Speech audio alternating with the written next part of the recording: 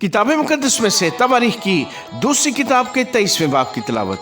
और 7वें वर्ष यहोयादा ने जोर पकड़ा और सैकड़ों के सरदारों यानी अजरिया बिन यहूराम और इस्माइल बिन यहूहनान और अजरिया बिन उबैद और माइसा बिन अदाया और अलैसाफ्त बिन जिक्री से अहद बांधा। वो यहूदा में फिरे और यहूदा के सब शहरों में से लावियों को और इस्राएल के आबाई खानदानों के सरदारों को इकट्ठा किया और वो यरूशलेम में आए और सारी जमात ने खुदा के घर में बादशाह के साथ अहद बांधा। और यहोयादा ने उनसे कहा, देखो ये शहजादा जैसा खुदावन ने बनी दाऊद के हक में फरमाया है सल्तनत करेगा। जो काम तुमको करना है वो ये है कि तुम कहनों और लावियों में से जो सब्बत को आते हो 1/3 दरबान हो और 1/3 शाही महल पर और 1/3 बुनियाद के फाटक पर और सब लोग खुदावंद के घर के सहनों में हो।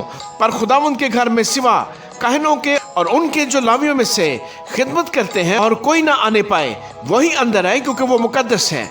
लेकिन सब लोग खुदावंद का पहरा देते रहे और लावी अपने अपने हाथ में अपने हथियार लिए हुए बादशाह को चारों तरफ से घेरे रहे और जो कोई हैकल में आए कत्ल किया जाए। और बादशाह जब अंदर आए और बाहर निकले तो तुम उसके साथ रहना। सो लावियों और सारे यहूदा ने यहोयादा काहन के हुक्म के मुताबिक सब कुछ किया। और उनमें से हर शख्स ने अपने लोगों को लिया, यानी उनको जो सब्बत को अंदर आते थे और उनको जो सब्बत को बाहर चले जाते थे, क्योंकि यहोयादा काहन ने बारी वालों को रुखसत नहीं किया था। और यहोयादा काहन ने दाऊद बादशाह की बर्छियां और ढालें और फिरियां जो खुदा के घर में थी सैकड़ों के सरदारों को दी। और उसने सब लोगों को जो अपना अपना हथियार हाथ में लिए हुए थे हैकल की दाहिनी तरफ से उसकी बाईं तरफ तक मज़बा और हैकल के पास बादशाह के गिरदा गिर्द खड़ा कर दिया।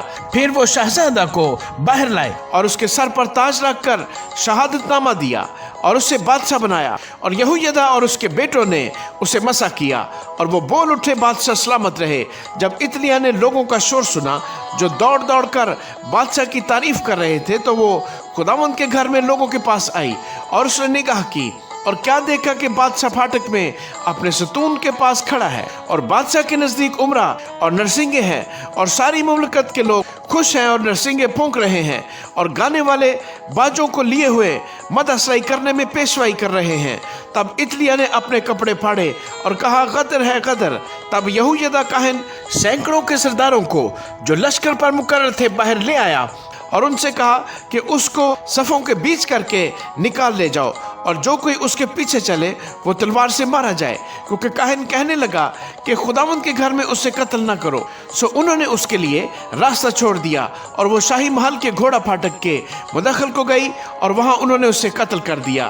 फिर यहोयादा ने अपने और सब लोगों और बादशाह के दरमियान अहद बांधा कि वो खुदावंद के लोग हों। तब सब लोग बाल के मंदिर को गए और उसे ढाया और उन्होंने उसके मज़बहों और उसकी मूर्तों को चकनाचूर किया और बाल के पुजारी मतान को मज़बहों के सामने कत्ल किया।